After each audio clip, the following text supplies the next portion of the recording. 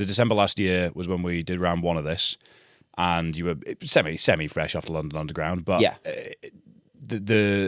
You were very much immersive in London there. You lived more centrally, you're a bit out of town now, and you've spent a lot of time in rural other parts of the UK and reminded yourself, as I think is often good to do, that the UK is not just London. Mm-hmm. I mean, the economy kind of is, but we'll move past that. And I sense that your attitude to the city as a whole and how you interact with it has changed slightly. Yeah, I mean, I'm still very London-based. I mean, I live in London, just the different side of town now. But it's more a case of there's a lot.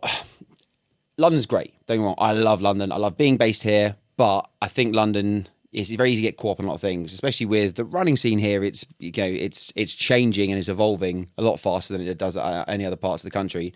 I've got my base here, my run club here, and I absolutely love it. But at the same time, it's not something to get overly consumed by and understand that there are other parts of the UK. And especially for running purposes, I found that I've enjoyed running in London less, especially during these hotter periods of the year. That's why I enjoyed so much last week going to Scotland. It was awesome. It was 30 degrees in London. It was 20 degrees in Scotland. I know which temperature I'd rather run in.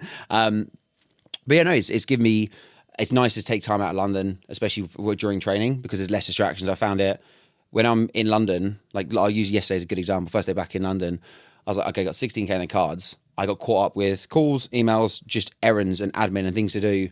So the next thing you know is 7 p.m. at night. I was like, I still need to get 16K done. Whereas when I was in Scotland, I just wake up, have breakfast, go out of bed and just go run. And the things just ticked off on my easy and then I'd deal with admin later. So it's London's great, but it's also got a lot of distractions in it, which I think if you're training for something really specific where you need to be ultra focused, can get in the way a bit. Yep. So I think taking yourself out of those situations, taking yourself away from places of great distractions, is really key. My friends aren't asking me to go to the pub on a Friday night when I'm not in London. So there's definitely I think if anyone in London is training for a big event, or anyone in a major city is training for a big event, there is always merit to trying to book a weekend that acts as a bit of a milestone. Because if you're training for an Ironman, you'll always have your big peak week. You might have your 100-mile ride. You might even do a sort of full-distance swim, 180K bike, and then a long run, Friday, Saturday, Sunday, something like that.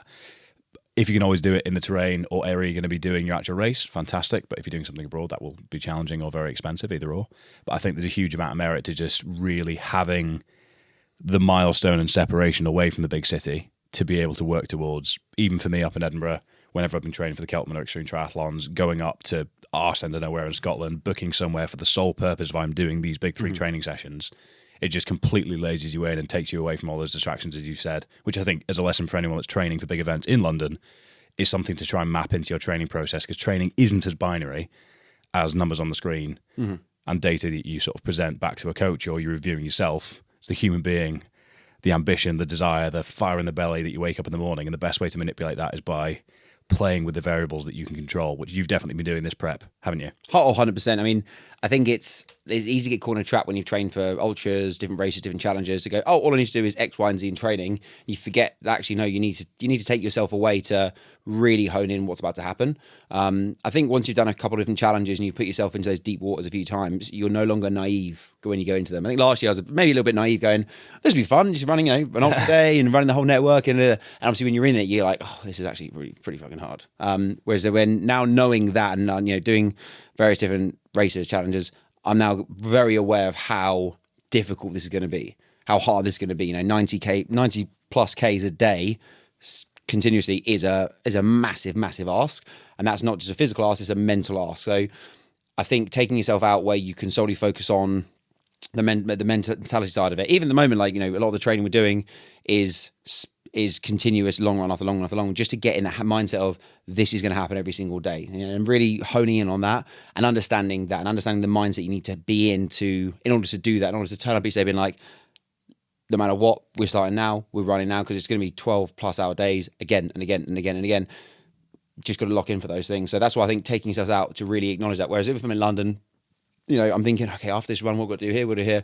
When you take yourself out of the situation, you can just go, right, let's just spend a good hour or two afterwards going through, how did that feel? Where's my head at? And actually giving yourself the space to really think deeper as to where I need to get to in order to achieve this. And that's really important, because that reflective time is just as important as the doing time, the training time. Because again, you could be the fittest person in the world or your fittest level you can get to. If your head's not in the right space for a big challenge, it's not going to go well. Yep. Yep. I can testify to that a little bit with the 250 for me. I got through it, but it wasn't, I didn't go into it in the headspace that I wanted to be in because I just couldn't juggle all the variables to the sort of level that I wanted to. And I think a big mistake that I made was almost, for convenience sake, starting from near the office, just because it just made it feel like a training session, which meant for the first 6 or 7 hours, I kind of hadn't really switched on to the fact, like, oh, fuck. This is the thing. You've arrived at the thing. Made it. So that was a big lesson whereby we were kind of looking. I was very much looking throughout that sort of 6-month training prep period, juggling a lot of things more so than usual, and I just reflecting upon it. I knew I wasn't in the right headspace going into it. I knew it was going to be tougher because of that. Got through it, but was I a little bit more reserved, comfortable in my rest periods that could have been 10 minutes that turned into 25, 30? All these sort of things I've reflected on. I think it was just a case of reinforcing your point there. You need to make sure that you put yourself in the right headspace to do the big thing. Otherwise, the big thing might not be what you desired it to be in the first place. And at the end of the day, a lot of people doing big challenges in whatever city they're in, whether it's for charity, whether it's for themselves, are doing it non-professionally, recreationally. So you might as well fucking enjoy it. That's the whole point, isn't it? You've got to find the enjoyment in it. It was, I think as well, when you bog yourself down in big training weeks and you've got other responsibilities in life, it's sometimes quite hard to just remember you're supposed to enjoy this. You're choosing to do this. There has to be an element of enjoyment, of fun, whether that's that type 2 fun where, you know it's going to suck, but, afterwards you're going to feel great for it. If you don't get something out of it on a personal level, it can be a bit deflating. A friend of mine called me yesterday. I'll give him a shout out for this one because it was actually really good. He was he just said I feel like you're going through at the moment with training and everything. I just want to let you know, like, do me one favor. Next week, do something on top of your training that's going to make next week 10% more fun. And he called me mid-run on this as well. I was like, that kind of put me in a bit of a mind space. Yeah. Okay, what's a fun way I can add something to next week? Rather than just being like, I've got 150k to run, plus some other training to do, plus bike work, plus gym.